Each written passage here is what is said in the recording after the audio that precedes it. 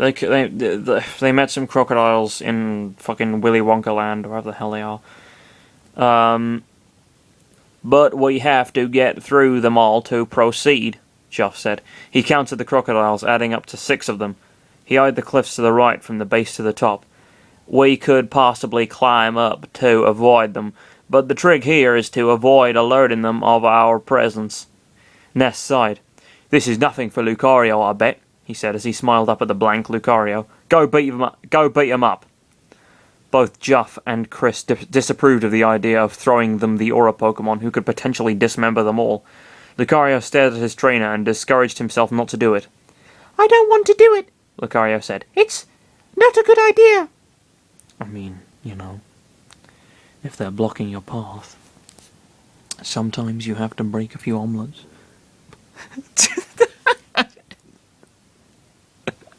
Yeah, good one. Sometimes you have to break a few omelets to get an egg. That's how that works. That's how cooking works. You're really good at this, aren't you? You're a smart guy. You're so smug about all the corrections you make to Aura Channeler Chris's masterpiece, and then you fucking come out with dumb shit like that. Good one. You have to Maybe it would be best if Lucario did attack them. I don't know. I mean, he's a vicious cunt, but at the end of the day, they do have to get past them. Ness and Paula were never shown the horrors of his fights against living beings, so they were largely unfazed. It's a swell idea, of course, Ness said. Look, this is your time to shine. Not even tossing my PSI rockin' will be enough to take 'em down, and Paula and Juff are not exactly war material, unlike me. Oh... Hang on, so earlier on in the story, he said he had PSI Rockin' Alpha, and I assumed he said he was just threw Rockin' in there, just because it sounded good, but it's actually really cheesy. But I think PSI Rockin' is one of his abilities, and I'm just dumb. I think that's a far more likely prospect. Okay, yeah, my apologies to Earthbound fans, I don't know shit about crap, frankly, so, yeah, I'm guessing that's PSI Rockin' is a power he has. Paula and Juff looked bored. Please move, you. Do it for Chris. Nice try, but not even that excuse will work, Lucario said. As they argued on, Chris looked forward at the crocodiles, who sadly managed to hear them from 25 feet of distance.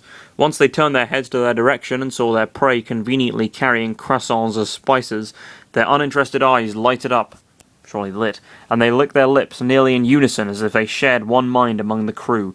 With such a terrifying response, Chris started sweating and trying so hard to forget the gruesome images of his body being torn in half between 2 plain crocodiles.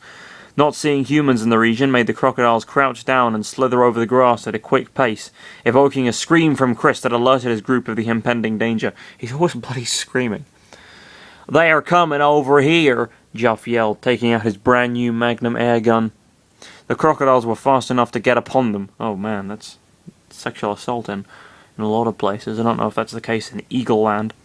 Though Lucario took on 3 all by himself, the other 3 plain crocodiles slithered past him to the 4 children. The children shrieked but held their stance against the monsters, albeit Chris was far more terrified than any of them and thus backed off further away. Paula used PSI Fire Alpha to push them back, while Ness released multiple coloured blasts of psychic energy called PSI Rockin' Beta, to greatly reduce their health. Juff was somehow taking on one of the crocodiles, but the one crocodile noticed Chris further away from the group.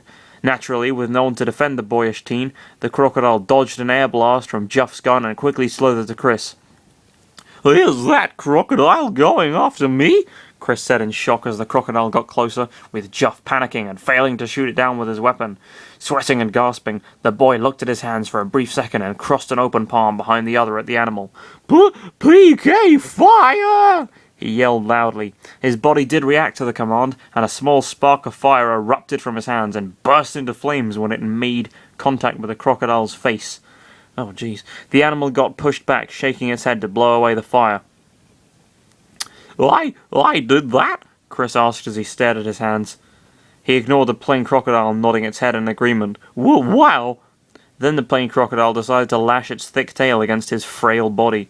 There's that phrase again. Chris felt his stomach brutally pushed aside in a complete pain as he himself fell into the water. I'm pretty sure if your stomach was shifted around inside your body, you'd die, because it would probably burst some stuff. You wouldn't have a pancreas anymore. Who needs that anyway?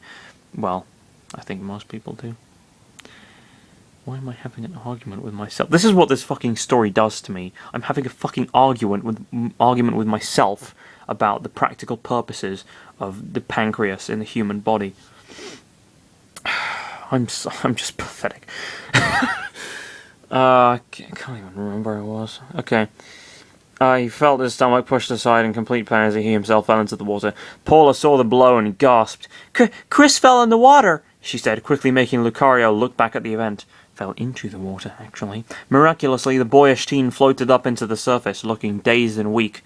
It was not until the crocodile opened its maw that he began screaming in terror at the sharp fangs shining with the sun.